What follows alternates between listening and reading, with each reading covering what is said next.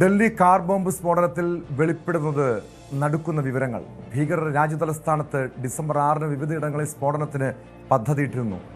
ഉമർ നബിക്കും സംഘത്തിനും തുർക്കി ബന്ധമുണ്ടെന്നും വിവരമുണ്ട്.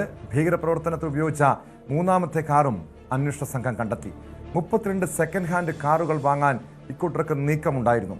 ഭീകരപ്രവർത്തനങ്ങൾക്ക് ഉമറും സംഘവും 20 ലക്ഷം രൂപ സമാഹരിച്ചതിനും തെളിവുകൾ എൻഐഎക്ക് ലഭിച്ചിട്ടുണ്ട്.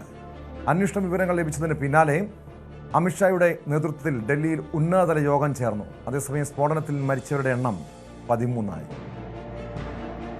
വിവരങ്ങളുമായി അഭിലാഷ് രാധാകൃഷ്ണൻ ചേരുന്നുണ്ട്. അഭിലാഷ്, കൂടുതൽ ഞെട്ടിപ്പിക്കുന്ന വിവരങ്ങളാണ് പുറത്തു വന്നുകൊണ്ടിരിക്കുന്നത്. അതായത് രാജ്യത്തിൻ്റെ വിവിധ കേന്ദ്രങ്ങളിൽ ഡിസംബർ 6-ന് ഒരു കൂട്ടക്കുരുതി, കൂട്ടസ്ഫോടനം അവർ നടത്താൻ പദ്ധതിയിട്ടിരുന്നു, ഭീകരർ നടത്താൻ പദ്ധതിയിട്ടിരുന്നു എന്ന വിവരമുണ്ട്. 32 സെക്കൻഡ് ഹാൻഡ് കാറുകൾ വാങ്ങാൻ നീക്കം നടത്തിയിരുന്നു. ഈ കാറുകൾ കണ്ടെത്താൻ കഴിഞ്ഞിട്ടുണ്ടോ?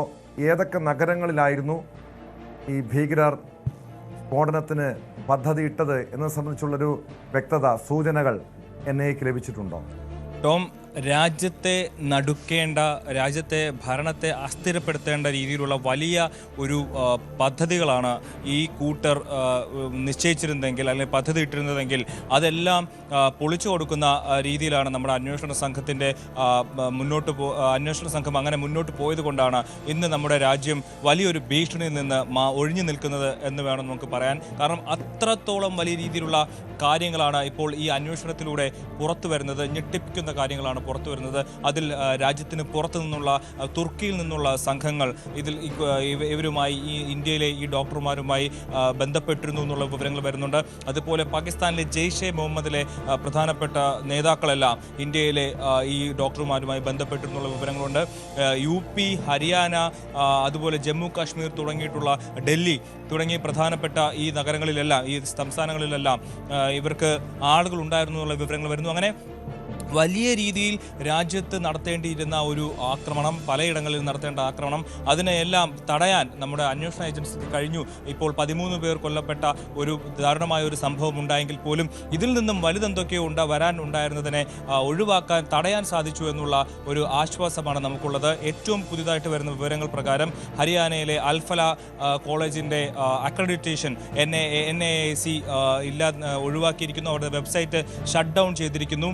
അവർക്ക് ചില അക്രഡിറ്റേഷൻ ഇല്ലാതിരുന്ന ചില കാര്യങ്ങൾ കൂടി ആ കോളേജിൽ അവരുടെ വെബ്സൈറ്റിൽ കൊടുത്തിരുന്നു. അതിൽ കാരണം കാണിക്കൽ നോട്ടീസ് നൽകിയിട്ടുണ്ട്. കോളേജിലെ ഫണ്ടിങ് എങ്ങനെയാണ്, ആ കോളേജ് എങ്ങനെയാണ് പ്രവർത്തിക്കുന്നത്, മാത്രമല്ല ആ കോളേജിലെ ഡോക്ടർമാർക്ക് അവർ ഏത് വിധേയനാണ് ശമ്പളം കൊടുത്തിരുന്നത്, അവർക്ക് കൊടുത്തിരുന്ന ശമ്പളത്തിൻ്റെ വിവരങ്ങൾ, മറ്റെന്തെങ്കിലും ഈ ശമ്പളത്തിന് പുറമെ എന്തെങ്കിലും പണം അവിടെ നൽകിയിരുന്നോ തുടങ്ങിയിട്ടുള്ള കാര്യങ്ങളെല്ലാം അന്വേഷണ പരിധിയിൽ വരികയാണ്. അതായത് ആ ഒരു യൂണിവേഴ്സിറ്റി, അൽഫല യൂണിവേഴ്സിറ്റി കൂടി അന്വേഷണത്തിൻ്റെ പരിധിയിൽ വരികയാണെന്നുള്ളതാണ് ഈ മണിക്കൂറിലെ ഏറ്റവും പ്രധാനപ്പെട്ട വിവരം. മാത്രമല്ല ഉമർ നബി ഈ സ്ഫോടക വസ്തുക്കൾ കൊണ്ടുപോകാൻ, അങ്ങോട്ടും ഇങ്ങോട്ടും എത്തിക്കാനൊക്കെ ഉപയോഗിച്ചിരുന്ന വാഹനങ്ങൾ, ഇപ്പോൾ എല്ലാ വാഹനങ്ങളും ഇപ്പോൾ പോലീസ് കസ്റ്റഡിയിൽ എടുത്തിട്ടുണ്ട്. ഒരു I-20 കാർ അത് പൊട്ടിത്തെറിച്ചു, സ്ഫോടനത്തിൽ, ചെങ്കോട്ടയിലെ സ്ഫോടനത്തിൽ പൊട്ടിത്തെറിച്ചു. അതിനുശേഷം വന്ന ഒരു റെഡ് എക്കോ സ്പോട്ട് അത് പിടിച്ചെടുത്തു. അവസാനമായി ഇപ്പോൾ ഒരു മാരുതി ബ്രിസ എന്ന കാർ കൂടി അവർ കസ്റ്റഡിയിൽ എടുത്തിരിക്കുകയാണ് നമ്മുടെ അന്വേഷണ സംഘം. ഈ കാറുകളിലെല്ലാം ഇവർ പലയിടങ്ങളിലായി ബോംബുണ്ടാക്കാനുള്ള സാധനങ്ങൾ കൊണ്ടുപോയിരുന്നു എന്നുള്ളതിൻ്റെ വിവരങ്ങളാണ് പുറത്തു വരുന്നത്. അതുപോലെ ഇവർ ഡൽഹിയിലെ പ്രധാനപ്പെട്ട ഇടങ്ങളിൽ ഡിസംബർ 6-ാം തീയതി വിവിധ ഇടങ്ങളിൽ സ്ഫോടനം നടത്താൻ പദ്ധതിയിട്ടിരുന്നതായിട്ടുള്ള വിവരങ്ങൾ ഇപ്പോൾ അന്വേഷണ സംഘത്തിന് ലഭിച്ചിട്ടുള്ളതായിട്ടാണ് സൂചന. അതായത് ബാബറി മസ്ജിദ് പൊളിച്ചതിൻ്റെ വാർഷിക ദിനത്തിൽ ഒരു പ്രതികാര നടപടി എന്നോണം ഡൽഹിയിലെ വിവിധയിടങ്ങളിൽ ബോംബ് സ്ഫോടനങ്ങൾ നടത്താനായിരുന്നു ഇവരുടെ പദ്ധതി. ആ പദ്ധതി കൂടി ഇപ്പോൾ പൊളിഞ്ഞിരിക്കുന്നു എന്നുള്ള ആശ്വാസകരമായ കാര്യങ്ങൾ പുറത്തു വരുന്നുണ്ട്. മാത്രമല്ല ഈ ഡോക്ടർ ഷാഹിന സയ്യിദ് എന്ന് പറയുന്ന ആ വനിത, ആദ്യത്തെ ദിവസം തന്നെ പിടിയിലായ വനിത, അവർ ജെയ്ഷെ മുഹമ്മദുമായി ബന്ധപ്പെട്ട് പ്രവർത്തിക്കുന്നു എന്നുള്ള വിവരങ്ങൾ പുറത്തു വന്നിരുന്നു. അവരുടെ സഹോദരനായിട്ടുള്ള പർവേസ്, ഇയാൾ കൂടുതൽ ആളുകളുമായി ബന്ധപ്പെട്ട്, ഇയാൾക്കും ഈ ഭീകരപ്രവർത്തനങ്ങളിൽ ബന്ധമുണ്ടെന്ന് മനസ്സിലായിരിക്കുന്നു. അയാളെ കസ്റ്റഡിയിലെടുത്തിരിക്കുന്നു. അപ്പോൾ ഇയാളുടെ മേഖലയിൽ കൂടി, ഇയാൾ താമസിക്കുന്നിടത്ത് കൂടി വലിയ രീതിയിലുള്ള അഭിലാഷ് സൂചിപ്പിച്ചതുപോലെ ഡോക്ടർ ഷഹീൻ, അവരുടെ പങ്ക്, അവരുടെ മറ്റു ബന്ധങ്ങൾ, അതൊക്കെ വ്യക്തമായും പരിശോധിക്കുന്നതാണ്. ജെയ്ഷെ മുഹമ്മദുമായി ഇവർക്ക് ബന്ധമുണ്ട്. അതിൻ്റെ വനിതാ വിഭാഗത്തിൻ്റെ ഇന്ത്യയിലെ നേതൃത്വം വഹിക്കുന്നത് ഡോക്ടർ ഷഹീൻ ആണെന്നതിൻ്റെ കൃത്യമായ സൂചനകൾ NIAക്ക് ലഭിച്ചിട്ടുണ്ട്. മാത്രമല്ല കൂടുതൽ സ്ത്രീകളെ, വനിതകളെ ഈ സംഘടനയിലേക്ക് അടുപ്പിക്കാനുള്ള നീക്കം, ചരടുവലികൾ നടത്തിക്കൊണ്ടിരുന്നത് ഷഹീൻ ആയിരുന്നു എന്ന സൂചനയാണ് NIAക്ക് ലഭിച്ചത്. അങ്ങനെയെങ്കിൽ രാജ്യത്ത് വിവിധയിടങ്ങളിൽ അഭ്യസ്തവിദ്യരായിട്ടുള്ള യുവാക്കളെ ഈ സംഘടനയിലേക്ക് അടുപ്പിക്കുന്നു, അവരെ തീവ്രവാദത്തിലേക്ക് അടുപ്പിക്കുന്നു. അങ്ങനെ പലയിടങ്ങളിലും സമാനമായ രീതിയിലുള്ള ഭീകര പ്രവർത്തനങ്ങൾക്ക് ഇവർ നീക്കം നടത്തുന്നു എന്നുള്ളതിൻ്റെ തെളിവുകൾ ഉൾപ്പെടെ NIAക്ക് ലഭിച്ചിട്ടുണ്ടല്ലോ. അങ്ങനെയെങ്കിൽ കൂടുതൽ അറസ്റ്റ് ഈ ദിവസങ്ങളിൽ ഉണ്ടാകുമോ? ഈ ഷാഹിനയുമായി ബന്ധപ്പെട്ട് കുറച്ച് ഭയപ്പെടുത്തുന്ന വിവരങ്ങളാണ് നമുക്ക് പങ്കുവയ്ക്കാനുള്ളത്. ഇവർ ഈ അൽഫല കോളേജിൽ മാത്രമല്ല ഇവരുടെ പ്രവർത്തനങ്ങൾ നടത്തി വന്നിരുന്നത്. ഇവർ കാൺപൂരിലെ മെഡിക്കൽ കോളേജിൽ അവിടുത്തെ ഒരു വിഭാഗത്തിലെ HOD ആയിരുന്നു. അതിനുശേഷം കനൌജിലെ മെഡിക്കൽ കോളേജിൽ അവർ പ്രവർത്തിച്ചിട്ടുണ്ട്. അതിനുശേഷമാണ് ഇപ്പോൾ അൽഫലയിലേക്ക് എത്തിയിരിക്കുന്നത്. അപ്പോൾ ഇവർ കാലങ്ങളായി 2012 മുതൽ ഈ സ്ഥാപനങ്ങൾ, വിദ്യാഭ്യാസ സ്ഥാപനങ്ങളിലെല്ലാം ഇവർ പ്രവർത്തിച്ചു വരികയാണ്. അപ്പോൾ അവിടെയുള്ള മറ്റു വിദ്യാർത്ഥികളുമായി ഇവർ ഏത് തരത്തിലാണ് ഇടപെടുന്നത്, ഇവരെങ്ങനെ, എന്തുകൊണ്ടാണ് ഇപ്പോൾ ഇത്രയും കാലം ഈ ഒരു ഭീകര പ്രവർത്തനത്തിലേക്ക് എത്തിയത്, ഈ കാലമെല്ലാം ഈ കഴിഞ്ഞ 10 വർഷമായി ഇവർ ഇതിൻ്റെ പിന്നിലുണ്ടെങ്കിൽ അവർ ആരെയെല്ലാം ഇവരുടെ ഭാഗത്തേക്ക് ചേർത്തിട്ടുണ്ട് എന്നുള്ളതൊക്കെ വളരെ ആശങ്കാജനകമായ ചോദ്യങ്ങൾ നമുക്ക് ഉയർത്താനുണ്ട്. അതിനെല്ലാം ഉത്തരം കണ്ടെത്തേണ്ടിയിരിക്കുന്നു. മാത്രമല്ല 2003 വിവാഹിതരായ ഇവർക്ക് 2 മക്കളുണ്ട്.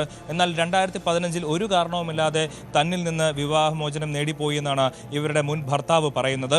അങ്ങനെ ഇവർ 2015 വിവാഹമോചനം നേടിയത് ഭീകരപ്രവർത്തനത്തിലേക്ക് ഇറങ്ങാനായിരുന്നെങ്കിൽ കഴിഞ്ഞ 10 വർഷമായി ഇവർ ഭീകരവാദത്തിൽ ഉൾപ്പെട്ടിട്ടുണ്ട് എന്നുള്ളതാണ് നമുക്ക് മനസ്സിലാക്കേണ്ടത്. അങ്ങനെയെങ്കിൽ ഈ കഴിഞ്ഞ 10 വർഷമായി ഇവർ ആരെയൊക്കെ ബന്ധപ്പെട്ടു എന്നുള്ള വിവരങ്ങൾ എടുക്കേണ്ടി വരും. അവർക്കൊക്കെ എന്തെങ്കിലും അവരിൽ ആരെങ്കിലും ഇത്തരത്തിൽ ഭീകരപ്രവർത്തനത്തിലേക്ക് പോയിട്ടുണ്ടോ, പ്രത്യേകിച്ച് പെൺകുട്ടികൾ പോയിട്ടുണ്ടോ എന്നുള്ള കാര്യം വളരെ ഗുരുതരമായ കാര്യമാണ്. അത് അന്വേഷിച്ച് കണ്ടെത്തേണ്ടതാണ്.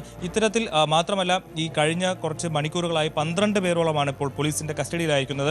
ഇതിൽ ഈ ഷാഹിനയുടെ സഹോദരനുണ്ട്, സഹോദരൻ്റെ ബന്ധുവുണ്ട്, അതുപോലെ ഉമർ നബിയുടെ ഒരു ബന്ധുവുണ്ട്. ഇങ്ങനെ ഇവർ സുഹൃത്തുക്കൾക്കും ബന്ധുക്കൾക്കും വിദ്യാർത്ഥികൾക്കും ഇടയിൽ വലിയ രീതിയിൽ ഭീകരവാദ പ്രവർത്തനം വളർത്തിക്കൊണ്ടുവന്നു എന്നുള്ളതിൻ്റെ സൂചനകൾ ഈ മണിക്കൂറുകളിൽ തന്നെ നമുക്ക് ലഭിക്കുന്നുണ്ട്. നവംബർ 10 തുടങ്ങി ഉണ്ടായ ഈ സ്ഫോടനത്തിന് പിന്നാലെ 3 ദിവസങ്ങൾ പിന്നിടുമ്പോൾ വലിയ രീതിയിലുള്ള ഗുരുതരമായ വിവരങ്ങളാണ് പുറത്തു വരുന്നത്. ഒരുപക്ഷെ നമ്മുടെ രാജ്യത്തെ തന്നെ അസ്ഥിരപ്പെടുത്താൻ കഴിയുന്ന തരത്തിലുള്ള പദ്ധതികളാണ് ഇവർ പ്ലാൻ ചെയ്തിരുന്നതെങ്കിൽ അത് എല്ലാം തടയാൻ നമ്മുടെ അന്വേഷണ സംഘത്തിന് കഴിഞ്ഞു എന്നുള്ളത് ആശ്വാസകരമാണ്. പക്ഷേ ഇതിന് പിന്നിൽ ഇനിയും കൂടുതൽ ആളുകളുണ്ടെന്നുള്ള സൂചനകൾ കൂടി അന്വേഷണം മുന്നോട്ട് പോകുമ്പോൾ ഇത് വ്യാപകമായി കൊണ്ടിരിക്കുകയാണ്. എന്തുമാത്രം ഒരുപാട് ആളുകളിലേക്ക് ഇത് എത്തുന്നുണ്ടെന്നുള്ള വിവരങ്ങൾ പുറത്തു വരുന്നു. ഒരു യൂണിവേഴ്സിറ്റിയുടെ തന്നെ പ്രവർത്തനങ്ങൾ നിർത്തേണ്ട തരത്തിലേക്കുള്ള വിവരങ്ങൾ പുറത്തു വരുന്നു എന്നുള്ളത് ഏറെ ആശങ്കാജനകമാണ് ടോം. കാരണം ഒരു യൂണിവേഴ്സിറ്റിയുടെ പ്രവർത്തനങ്ങൾ, ഒരു വിദ്യാലയത്തിൻ്റെ, ഒരു കലാലയത്തിൻ്റെ പ്രവർത്തനങ്ങൾ മുഴുവൻ നിർത്തേണ്ടി വരുന്ന ഒരു സാഹചര്യം എന്ന് പറയുന്നത് ഏറെ ആശങ്കാജനകമാണ് ടോം.